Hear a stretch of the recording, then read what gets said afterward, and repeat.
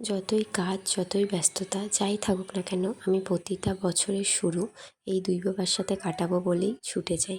এক বাবার গাড়িতে বসে আছি আর এক বাবার কাছে যাচ্ছি গাড়িতে করে, আর সাথে বরকে নিয়েছি। মা চলে যাওয়ার পর থেকে বাবার সাথে আমি প্রতি বছর জলেশ্বর শিব মন্দিরে যাই, আর বাবার কাছে গিয়ে একটা আলাদা শান্তি পাই। বিয়ের পর থেকে বরকেও নিয়ে যাই। তো জায়গাটা অনেকটা শান্তির, সবাই জানে। আর এইভাবেই আমার বছরের শুরুটা হয়। যারা আসোনি এখানে তারা অবশ্যই একবার একটু ঘুরে যেও। আমার কথায় কিছু না বুঝতে পারলেও আসলে বুঝতে পারবে এই জায়গাটায় কতটা শান্তি। আর অভ্যেস না ইচ্ছে সেটা জানি না, আমার খুব হয়। সারা বছরে হয়তো যেতে পারি না সময়ের অভাবে, কিন্তু এই একটা দিন আমি গুছিয়ে রাখি, আমি তোমার কাছে যাবই।